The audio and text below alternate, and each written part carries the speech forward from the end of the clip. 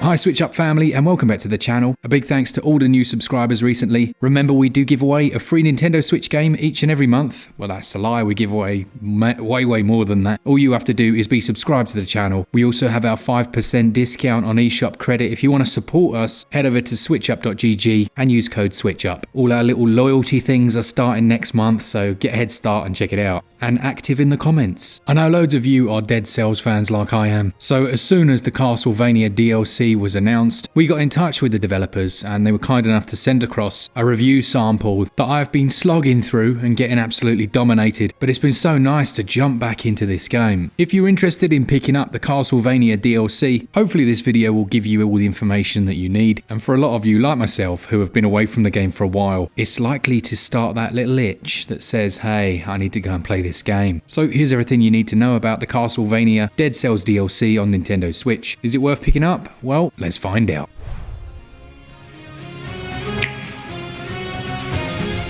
When Motion Twin and Evil Empire announced the collaborative DLC in conjunction with Konami, lots of people were excited. If you're interested in picking it up on Switch, then you're looking at £8.99 for all of the new content. What exactly does that get you? Well, there are 14 new weapons in the game. You'll find new costumes in there as well, but you can actually unlock a playable version of Richter, including some of his Symphony of the Night weapons. But it doesn't stop there. It includes a brand new storyline and 51 songs from Castlevania, which is absolutely outstanding. They didn't stop there though. They then took 12 of the tracks and essentially Deadcellified them. And yeah, as you can hear here, they sound absolutely incredible.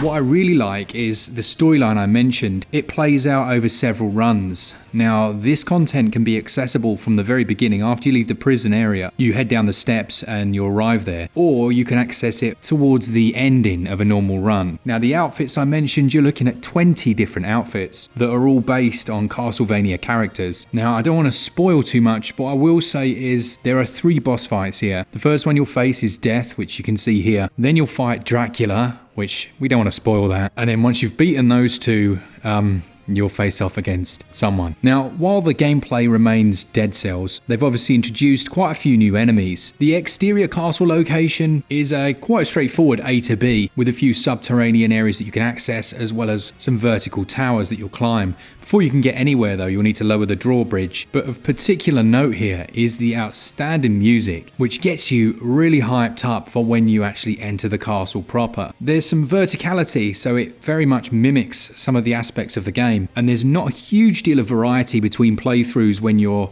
on that ascension part. It's quite easy to speedrun your way through there. There are a number of small story areas as well, so you'll need several runs to actually finish the main story that's taking place here. The castle area is a bit more reminiscent to some of the later stages in the base game. Obviously it has that Castlevania feel to it, including some enemies you won't ever have seen before, but it will still feel quite familiar. Now obviously this is the biggest DLC that they've ever released, and as such, there are a ton of secrets to find. Not just your standard hidden secret rooms, there really is an impressive amount. Don't be fooled after you've gone through it once, thinking that you've seen and done everything. It's the visuals and the audio which really impress me though. Capturing that look and feel of Castlevania is something they must have been very careful to get right. But also, I think it works so well, this could almost work for a brand new Castlevania game. Throw in all of the usual sardonic Deadcell's humour, such as references to how the fountains just wouldn't be the same if they didn't have blood running through them, and then the slightly unusual internal monologue questioning where exactly they got all this blood from. It's just full of things to make you smile that break up that slick, fast-paced action. But whether it's the new weapons or the amount of time I've been away from it, it really does have some of the best gameplay of any game on Switch. For about £9, I think it's well worth that price. I mentioned in one of the sales videos a week or so back, you can very often find the whole bundle discounted, and as a complete package, it challenges Hades in my opinion for the top spot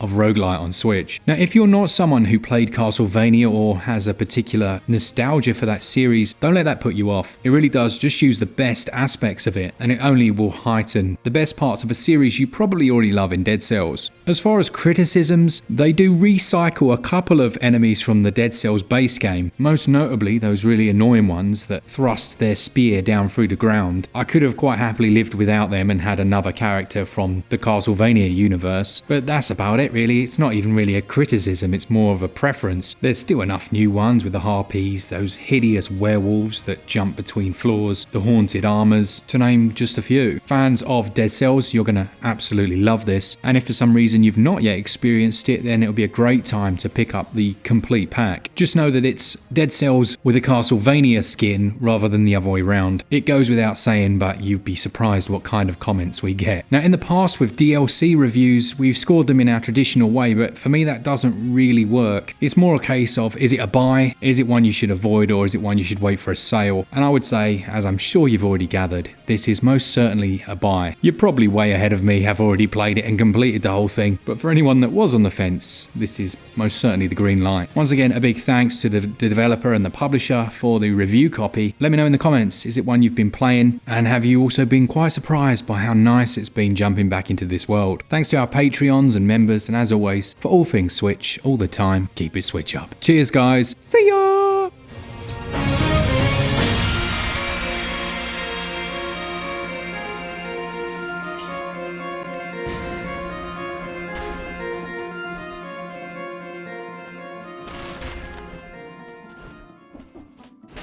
Jolly.